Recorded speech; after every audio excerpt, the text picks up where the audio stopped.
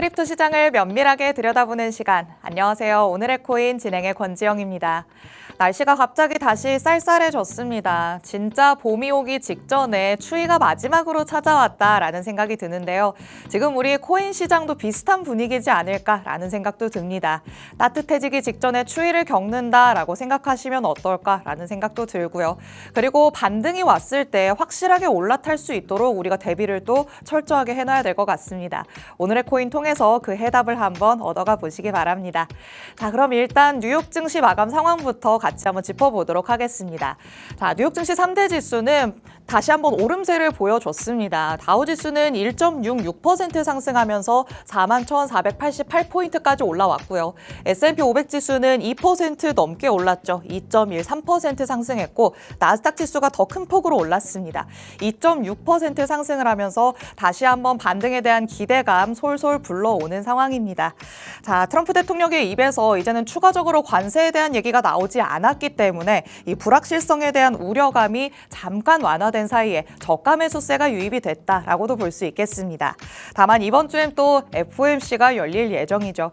이와 관련해서 또 경계감, 불확실성이 다시 한번 나타날 수 있다라는 데 여러분이 초점을 맞추시면서 대비를 해보시면 어떨까라는 생각 듭니다. 자, 그럼 크립토 시장에는 어떤 이슈들이 있었는지 헤드라인 통해서 3가지 정도 살펴보도록 하시죠. 첫 번째 내용입니다. 자, 고래들이 5일 동안 42만 개 이상의 이더리움을 매집했다라는 소식이 전해졌습니다. 최근 이더리움 가격이 $2,000를 하회하고 있는 모습이죠. 이 2023년 말 이후로 가장 낮은 수준에서 지금 거래가 되고 있는 상황인데요. 이런 상황에서 고래들이 대량의 이더리움을 매집했다는 건요. 지금 시점을 저점 매수의 기회로 보고 있다. 이렇게도 볼 수 있겠습니다. 과연 고래들의 이런 매집으로 $2,000라는 저항선을 뚫고 다시 한번 올라갈 수 있을지 이더리움의 가격 추이 여러분도 한번 지켜보시면 좋을 것 같습니다. 두 번째 헤드라인도 살펴보시죠. XRP가 FTB 기준으로는 이더리움을 추월했다라는 소식도 전해졌습니다.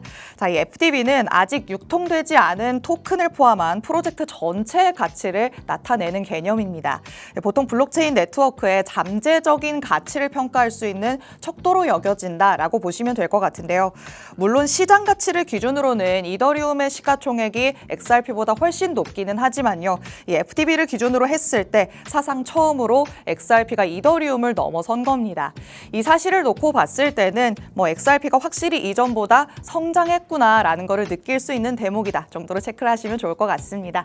자, 마지막 헤드라인 살펴보시죠. 시바이누의 소각률이 하루 만에 99%나 급감하는 모습이 나타났습니다. 자, 시바이누는 공급량 감소를 통한 가치 상승을 토큰의 경제 모델로 삼고 있습니다. 최근에 시바이누의 소각 속도가 급격하게 둔화가 되면서 이 투자자들의 참여 의지가 약화되는 거 아니냐 이런 우려감이 제기되어 오고 있었는데요.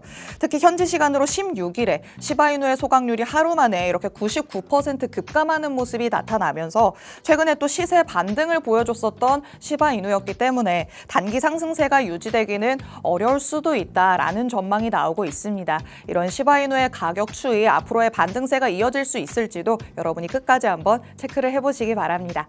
이렇게 헤드라인 통해서 크립토 시장의 이슈들 3가지 만나봤습니다. 이제는 히트맵 통해서 실시간 시장 분위기는 어떤지 한번 살펴보도록 하시죠. 지금 코인들은 계속해서 지지부진한 흐름 보여주고 있습니다.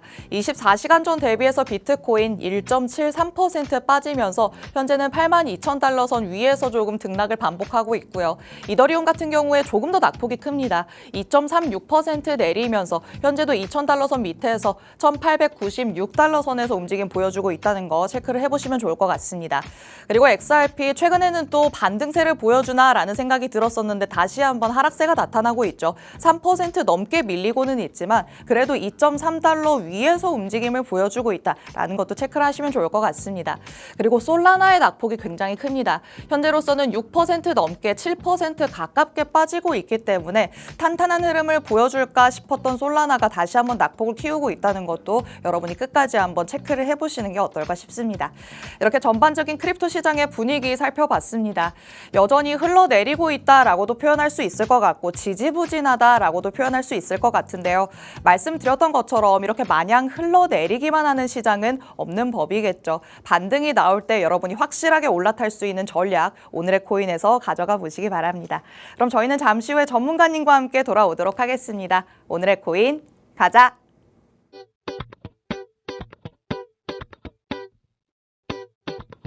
월요일 오늘의 코인 본격적으로 출발해 보도록 하겠습니다. 자, 한 주를 여는 월요일이기 때문에 또 희망차게 시작하신 분들 참 많으실 것 같은데요. 이럴 때는 시장 안에서 어떤 부분에 집중을 해봐야 될지 전문가님 모시고 얘기 나눠보도록 하겠습니다. 오늘은 표용호 전문가님 모셨습니다. 전문가님 어서 오세요. 안녕하세요. 오늘 처음으로 출연을 해주셨는데 우리 시청자분들께 인사 한 말씀 부탁드릴게요. 예. 안녕하세요. 반갑습니다. 언노운데스크의 표용호 전문가입니다. 투자는 전쟁터와 같다라고 했습니다. 기억하시나요? 그렇죠. 예. 전쟁터에서 가장 중요한 것은 전략입니다. 투자라는 전쟁터에서 시황은 전략과 같습니다. 투자는 꼭 할 때 가장 중요한 것은 뭐라고 말씀드렸죠? 제가 예전에 한번 혹시 뭐였을까요? 기억을 하시나요? 예. 시황 파악이 가장 중요합니다. 그렇죠. 예. 그걸 파악하지 않고 전쟁터에 나간다 그러면 무조건 투자는 필피하기 마련입니다. 그런데 이 시황을 알기까지 상당한 시간이 걸립니다. 보통 시황을 조금 내가 좀 전문가 정도다라고 말을 한다 그러면 한 10년 정도가 걸립니다. 예. 그런데 제가 그 10년의 시간을 줄여드리겠습니다. 좋습니다. 자, 예. 전문가님은 10년의 시간 동안 열심히 쌓아오신 데이터인데 그 데이터들을 다 방출해 주시겠다라고 말씀을 하십니다. 정말 이 시장이 전쟁터와 같다라는 말이 확 와닿죠. 지금 시장에서는 특히나 어떻게 해야 될지 모르겠다라고 생각하시는 분들 많으실 것 같은데요. 이럴 때일수록 시황이라는 여러분이 정확한 무기를 가지고 전쟁터에 나가셔야 될 것 같습니다. 그럼 우리는 어떤 무기들을 장착해 볼 수 있을지 오늘 전문가님과 함께 이슈들 살펴보도록 하겠습니다. 자, 첫 번째로는 그럼 어떤 내용 살펴보는 게 좋을까요? 자, 이번 주 대형 FOMC, 대형 이벤트가 있죠, 그죠? 그렇죠. 예, FOMC와 금리에 대해서 제가 말씀을 드릴 건데요. 네. 말씀드리기 전에 제가 한번 저번 주에 PPI와 CPI 발표가 있었죠. 맞습니다. 예, 그 부분에 제가 말씀을 드리려고 그러는데요. 차트를 보시면 자, 저번 주에 제가 PPI와 CPI에 대한 부분이 가장 중요한 부분이다라고 말씀을 드렸었습니다. 발표를 했었고 지표를 보시면 예상보다 실적으로 낮게 나왔습니다. 시장의 기대감보다 좀 낮게 나와서 시장의 반응이 잠깐 좋았었죠. 잠깐 좋았죠. 예, 아주 잠깐 좋았었는데 근데 이 지표가 좋게 나왔는데 왜 이렇게 추가 상승이 없었나요? 라고 고객들이 저한테 굉장히 많이 문의를 하셨어요. 맞아요. 예. 원래 예전 같았으면은 물가 지표가 좀 좋게 나왔다라고 하면은 시장이 조금 들끓는다라는 분위기가 그렇죠. 한 며칠 동안 뭐 길게는 일주일도 갔었거든요. 맞습니다. 그런데 주가 상승이 없고 대부분 투자자들이 왜 이렇게 주가가 안 좋을까라는 부분이 있었는데 네. 이 안에는 비밀이 숨겨져 있습니다. 비밀이 있나요? 예. 자, 지표를 보실 때 단순 우리는 평균값만 보는데요. 네. 실적으로 평균값을 보시면 안 됩니다. 오. 예, 그 안에 또 여러 가지 내포가 되어 있는 내용들이 있는데요. 네. 미 연준이죠, 그죠? 그쵸. 우리가 인플레이션을 이제 2%로 맞출 거야라고 말씀을 했죠. 그래야지만이 이제 금리 인하를 할 수 있는 조건이 된다라고 얘기를 했었습니다. 네. 그런데 그게 CPI와 PPI가 아닙니다. 항상 연준이 중요하게 생각하는 지표가 따로 있다라고 얘기하는 그렇죠. 그거죠. 맞습니다. 그게 무엇이냐? PC라는 지표입니다. 워낙 뭐 유명한 물가 지표이기 때문에 맞습니다. 좀 눈여겨보시는 분들도 많으실 것 같긴 해요. 맞습니다. PC를 2%로 맞추겠다는 뜻이었는데요. 대부분 이제 우리는 CPI, PPI가 2% 미치면 인플레이션이 가능하다라고 생각을 하고 있는데 실적으로 가장 중요한 거는 PC입니다. 네. 자, PC가 뭐냐 그러면 개인 소비 지출 지수입니다. 그런데 이렇게 뭐 CPI든 PPI든 PC든 뭐 한글로 풀어서 설명을 해놓은 것들도 있기는 하지만 이름만 놓고 봤을 때는 감이 잘 안 오거든요. 맞습니다. 요건 이제 소비자들의 소비 형태를 반영하는 인플레이션 지표입니다. 우리가 이제 무엇을 사고 네. 어디 지출하고 하는 부분이 있을 거 아닙니까? 그쵸. 세부 항목이 있을 건데 자 이번에 CPI와 PPI에서 여러 항목을 따지다 보니까 네. 그 안에서 불안한 요소가 나타난 거죠. 어떤 부분이 불안했을까요? 실적으로 우리가 제일 쇼핑을 많이 하신 게 뭡니까? 쇼핑이요? 글쎄요. 무엇을 많이 먹는 데 삽니까? 많이 쓰고 그렇죠. 옷, 의식주를 해결하는 데 많이 쓰죠. 그렇죠. 이제 돈이 우리 같은 서민 같은 경우에는 네. 보통 생필품이나 여러 가지 쓰죠. 네. 근데 이제 돈이 많으신 분들은 또 이제 뭐 고가의 부품을 많이 사죠. 그렇죠. 뭐 추가적으로. 그렇죠.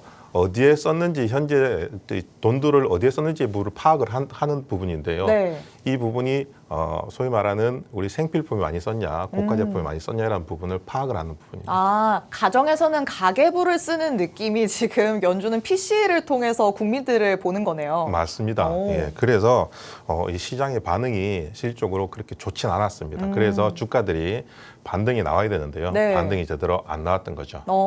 그러면은 개개인이 지금 지출을 조금 더 많이 하고 있다라는 건가요? 아니면 소비가 많이 위축됐다라는 건가요? 위축되고 있다는 부분이긴 한데요. 실질적으로 이렇게 보시면 됩니다. 혹시 수능 점수가 쳤죠? 좋으셨나요? 뭐 나쁘지 않았습니다. 그렇습니까?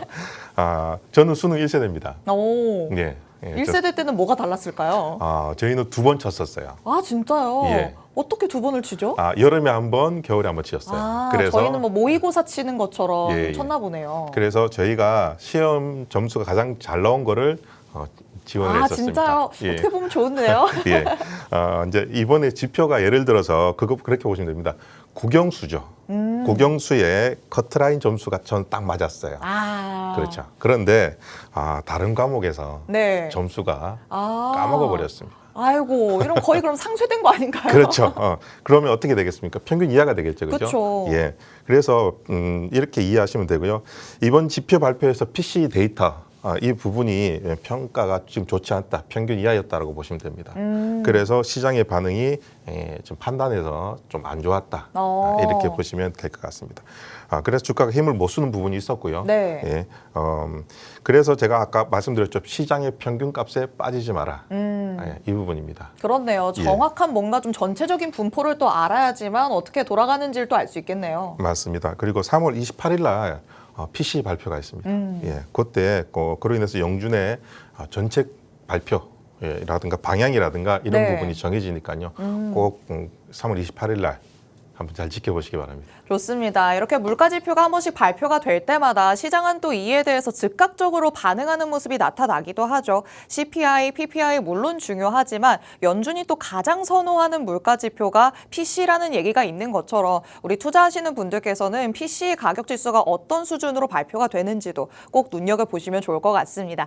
자, 이렇게 물가 지표에 대해서도 한번 얘기를 나눠봤습니다. 그럼 지금 시장에서 물가 지표 말고도 상당한 변수들이 많이 존재하고 있는데 또 어느 부분을 집중하면 좋을지 다음 내용도 만나보도록 하겠습니다. 자, 다음으로는 어떤 거 살펴보는 게 좋을까요? 자, PC 지수와 CPI 지수의 차이점을 잠깐만 얘기를 하고 가야 될 것 같아요. 좋습니다. 이게 도대체 뭐 무슨 말이야라고 생각할 수도 맞아요. 있는 거죠. 언뜻 들으면 다 물가에 관련된 얘기인 것 같은데 그렇죠. 뭐가 다른지 모르겠거든요. 예, PC라 그래서 뭐 새로운 PC인가라고 생각할 수도 있겠죠. 네. 예, 그게 아니라 이제 PC 지수 같은 경우에는요. PC 지수가 있고 CPI 지수가 있습니다. 그죠? 측정 기준에 대한 부분은 이렇게 이제 여러 가지가 있죠. 자, 반영 폭목이라든가 뭐 변동성, 중요성 이런 식으로 여러 가지가 있고 아까 물어보셨죠. 어떤 부분이 네, 맞아요. 사회됩니까? 뭐 다릅니까? 이런 부분이 있는데요. 자, 의료보험이라든가 기업이 부담하는 의료보험이 포함되어 있습니다. PC 지수는. 예, 그리고 PPI 같은 경우에는 소비자가 직접 내놓은 비용 이런 부분입니다. 뭔가 개개인이 진짜 부담을 해야 되는 거는 CPI에만 관련이 되어 있는 그렇죠. 거고 예. 어느 정도 혜택까지 포함이 되어 있는 게 PC인 거네요. 맞습니다. 예, 그래서 변동성 같은 경우에는 CPI보다 PC가 낮아요. 그렇겠네요. 아무래도 혜택까지도 포함을 하다 보니까요. 그렇죠. 그리고 PC 같은 경우에는 CPI보다 높습니다. 예, 이렇게 보시면 될 것 같고요. 자, 중요성 같은 경우는 아까도 제가 말씀드린 연준에서 네. 자, 선호하는 인플레이션 지표는 PC입니다. 예, 그래서 PC가 더 중요하다. 네. 이렇게 보시면 된다라고 제가 말씀을 드리시고요. 자, 3월 자, 미국 시장에 연준 정책 발표가 있다라고 말씀드렸죠. 그렇죠. 예, 이런 부분에서 변동성이 굉장히 커질 겁니다. 자, 우리는 언제쯤 투자해 놓은 것들을 봄날이 올까요? 그게 우리 투자자분들이 지금 가장 궁금하고 또 기다려지는 부분이겠죠. 맞습니다. 예, 이런 주요 일정 자, 미리 체크하셔가지고 제대로 대응하시고 경제 데이터 발표가 계속적으로 나오지 않습니까? 그렇죠. 자, 이런 투자 방향이 결정이 될 수 있으니까요. 꼭 관심을 가지시기 바랍니다. 맞습니다. 자, CPI와 그리고 PC 가격 지수의 차이점에 대해서 다시 한번 짚어봤습니다. 물가 지표가 중요하다라는 얘기는 계속해서 들어왔지만 내가 실질적으로 투자를 하는데 어떤 지표들을 어떻게 더 눈여겨봐야 될지 모르겠다라고 생각하시는 분들 많으시겠죠. CPI보다는 PC가 조금 더 무게감이 있다라고 생각을 하시면 좋을 것 같고요. 이와 관련해서 더 크게 변동성이 나타날 수 있다는 점 여러분이 항상 유념해 두시면 좋을 것 같습니다. 자, 그러면 일정도 다가오고 있기 때문에 어떤 일정들을 또 우리가 살펴보는 게 좋을까요? 이 부분과 관련해서도 전문가님과 얘기 나눠보도록 하겠습니다. 자, 단연 이제는 FOMC가 다가오고 있기 때문에 이와 관련해서 또 변동성이 있을 거라고 예상을 해봐야겠죠. 맞습니다. 이번 주 지표 발표는 자, 이벤트에 대해서 말씀을 드릴 건데요. 자, 월요일에는 특히 이벤트가 별로 없습니다. 그런가요? 왜 없을까요? 보통 그냥 한 주를 시작하는 때라 마음의 준비만 하나요? 맞습니다. 아마도 미국에도 월요병이 있는 것 같아요. 아무래도 다들 월요일은 피하고 싶어 하죠. 그렇죠. 예. 자, 월요일엔 특별히 이벤트가 없고요. 화요일, 그죠? 화요일엔 이벤트가 있는데 건축 허가 지수 화면을 보시면 이제 주택 착공 건수라든가 이런 부분이 있죠. 자, 미국의 부동산 시장의 건강 상태를 나타내는 지표입니다. 예. 자, 둘 다 예상치가 높게 나오면 네. 어떻게 되겠습니까? 글쎄요, 좀 시장은 부담을 느낄까요? 그렇죠. 경제가 활발하다는 뜻이겠죠. 그죠? 오. 근데 나쁘게 나오면 경제 성장에 둔화가 있다라는 신호입니다. 그렇죠.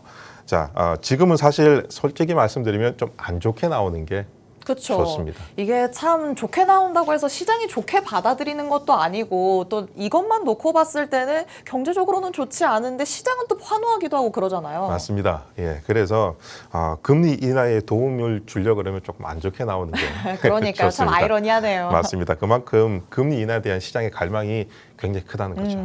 예. 그리고 이제 목요일이죠. 대망의 목요일입니다. 목요일은 이제 여러 가지 지표가 있는데 굉장히 중요한 지표입니다. 예. 보시면 목요일 저녁에는 실업수당 청구 건수가 있죠. 그렇죠. 그리고 기존 주택 판매 지표 발표가 있는데요. 예전에도 이 부분이 상당히 중요했습니다. 네, 그런데 지금 더 중요한 이벤트가 있습니다. FOMC를 앞두고 있을까요? 그렇죠. 네, FOMC가 있는데요. 자, 저녁 때죠. 저녁에는 실적으로 실업 수당 청구 건수가 있고 새벽이죠. 새벽 3시에 다 자야 되겠죠. 그죠? 그렇죠. 예. 근데 저는 아마 안 잘 것 같습니다. 이거 우리 전문가님들은 네. 항상 이런 이벤트가 있을 때마다 다음날 다크서클이 이만큼 내려오셔서 오시더라고요. 저는 오늘 2시간 자고 나왔습니다. 아이고, 방송 때문에 걱정이 많으셨군요. 여러 가지 이제 파악을 하기 위해서 한 주를 파악하기 위해서 그랬는데요. 자, 새벽에 실질적으로 금리 결정이 있죠. 그죠? 그쵸. 정말 중요한 부분입니다.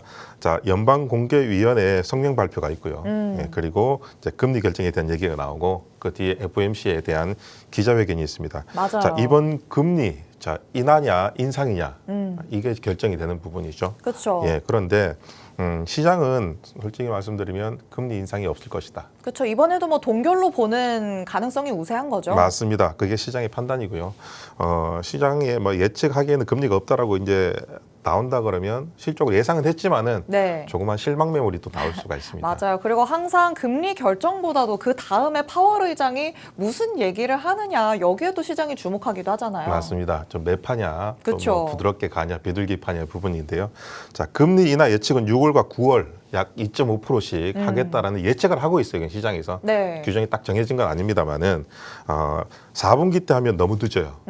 그렇기 때문에 2분기와 3분기 때 금리 발표를 해야 됩니다, 실적으로. 예. 그런데 시장에서는 여러 가지 이제 지표라든가 이런 부분이 안 도와주고 있습니다. 맞아요. 맞죠? 예, 조금 더 낮게 나오거나 해야 되는데 네. 연준에서는 굉장히 고민에 많이 빠져 있어요.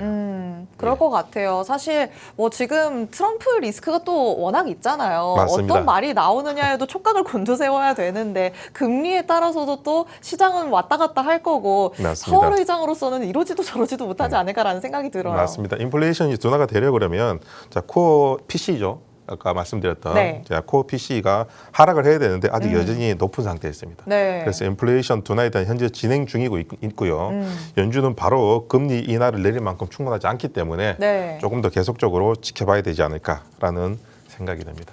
좋습니다. 자, 이번 주에는 정말 빅 이벤트죠. FOMC가 대기가 되어 있습니다. 물론 금리 동결이라는 가능성이 우세하다라는 소식 많이 들으셨을 것 같은데요. 이와 관련해서 파월 의장이 또 어떤 식으로 발언을 하는지, 앞으로의 스탠스를 어떻게 가져가는지를 여러분이 따져보셔야겠죠. 이와 관련해서 변동성이 나타날 수 있다는 점 여러분이 계속해서 체크를 하셔야 될 것 같고요. 물가 지표와 관련해서도 변동성이 나타날 수 있기 때문에 확실히 이런 이벤트들이 있을 때는 여러분이 꼼꼼하게 체크를 해보셔야 될 것 같습니다. 자, 이렇게 이벤트들에 대해서 한번 살펴봤습니다. 그 다음에 이번 주 중에 우리가 또 살펴보면 좋은 것들은 어떤 게 있을까요? 월요일이기 때문에 전문가님과 한번 꼼꼼하게 짚어보고 있습니다. 다음으로 살펴볼 거는 어떤 거죠? 자, 금요일이죠. 금요일은 실적으로 이벤트가 별로 없지만 이번에는 선물 옵션 만기일이 있습니다. 예, 쿼터러블 위칭데이라고 해서요. 네. 이제 마녀들의 뭐라 그러죠? 내 마녀의 날이라고 그렇죠. 하죠. 내 마녀의 날이죠. 자, 화면을 보시면 마녀들이 뭔가 요리를 하고 있죠. 그죠? 예. 마치 고래들이 우리 개인들을 어떻게 요리할까 하는 모습과 어머나. 같습니다. 그죠? 굉장히 무섭죠. 그죠? 네. 예. 예. 진짜 이 날 같은 경우에는 실적으로 굉장히 변동성이 큽니다. 지표를 보시면 분기별마다 지표가 발표가 되면서 네. 선물 옵션 만기일이 보셨을 때 어떻습니까? 거래량이 굉장히 많이 폭증이 되죠. 그죠? 그렇네요. 변동성이 굉장히 커집니다. 이 변동성에 대해서는 여러분들이 조금 피해 가시는 게 좋을 것 같습니다. 아, 그럼 오히려 이럴 때는 조금 매수든 매도든 안 하고 가만히 있으면서 지켜보는 게 나은 걸까요? 맞습니다. 소나기는 피해 가라는 말이죠. 그죠? 네, 이렇게 피해 가시는 게 네. 그리고 나서 피하고 난 다음에 방향성이 정해지면 그때 접근을 하는 게 또 그건 또 좋을 것 같습니다. 좋습니다. 시장이 계속해서 변수를 품고 있다라는 거 알고 있으시죠? 이런 변수들 사이에서 우리가 확실하게 헤쳐나갈 수 있는 돌파구를 찾아야 하지 않을까라는 생각이 듭니다. 시장에 지금으로서 변수를 줄 수 있을 만한, 변동성이 나타날 수 있을 만한 요인들을 한번 체크를 해봤고요. 그럼 그 안에서 크립토 시장 내에서의 이슈들은 또 어떤 게 있을지도 살펴봐야겠죠. 이번에 크립토 시장 안에서 또 자체적으로 변수를 품고 있을 만한 이슈 어떤 건지 살펴보도록 하겠습니다. 자, 크립토 시장에서는 어떤 이슈가 있을까요? 자, 이번 주에 파이코인이죠. 락업 해제와 스페이스 아이디 코인 락업 해제가 있습니다. 결국에는 다 오늘은 변동성과 관련된 주제에 포함이 되네요. 맞습니다. 파이코인 같은 경우에는 KYC 인증에 대한 부분 얘기가 계속 나왔었는데요. 채굴량에 대한 부분이 소멸이 된다라는 네. 얘기가 나와서 좀 여러 가지 변동성이 있었는데요. 자, 14일이죠. 14일 5시까지 KYC 인증을 안 한다 그러면 네. 6개월 동안 있던 그 락업 물량이 다 없어진다, 소각이 돼버린다는 얘기가 있었습니다. 풀리지 않고 그냥 사라져버리는 건가요? 그렇죠. 그래서 그 이후로 주가가 계속적으로 하락을 하고 있죠. 네. 이런 부분에 대한 락업이 또 어제와 오늘이죠. 21일 어제와 21일이죠. 네. 락업 물량이 또 해제가 되는 부분이 있어서요. 단기 급등락이 있을 예정입니다. 그러니까 이런 부분 잘 참고하시고 대응을 하시기 바랍니다. 좋습니다. 이 락업이 도대체 무엇인가라고 생각하시는 분들도 많으실 것 같은데 그럼 이 락업에 대해서 조금 간단하게 설명을 해 주실까요? 락업 같은 경우에는요, 소위 말하는 물량이죠. 100% 물량이 실적 시장이 풀리진 않습니다. 상장을 할 때 일부만 상장이 되고 일부는 가지고 있다가 네. 뭐 하루나 아니면 뭐 이틀 아니면 일주일 아니면 3개월 이런 네. 식으로 그 가지고 있는 물량들이 조금씩 시장에 풀리게 되죠. 근데 왜 그걸 한 번에 안 풀고 나눠서 풀게 되는 걸까요? 네, 갑자기 너무 많이 풀게 되면 시장의 변동성이 커지기 때문입니다. 네. 오히려 조금 이 유동성을 조절하기 위해서 한 번 풀고 두 번 풀고 이렇게 되는 맞습니다. 거군요. 이게 프로젝트 같은 부분인데요. 아까도 말씀하셨지만 프로젝트에 대한 물량이 주기적으로 시장에 유통이 돼야지만이 네. 시장의 안정성이 이루어지기 때문입니다. 좋습니다. 네. 자, 시장과 관련해서 이 안에서 이슈는 어떤 게 있었는지 락업 해제와 관련된 얘기 들어봤습니다. 시장 자체만 놓고 봤을 때도 락업 해제라는 변동성이 나타날 수 있다는 이슈까지 꼼꼼하게 살펴봤으니까 여러분이 이와 관련해서 내가 조금 전략적으로 보수적으로 가져가는 게 좋겠다라고 생각하시면 어떨까라는 생각이 듭니다. 자, 오늘 이렇게 오늘의 코인 월요일 표용호 전문가님과 함께 해봤습니다. 본 방송에서 제공해드리는 정보는 투자 판단에 대한 조언일 뿐입니다. 해당 자산의 가치 또는 상승 하락을 보장하진 않는다는 점 유의해 주시기 바랍니다. 오늘도 성공적인 투자하시길 바라고요. 저희는 내일 다시 찾아오도록 하겠습니다. 시청해주신 여러분 고맙습니다.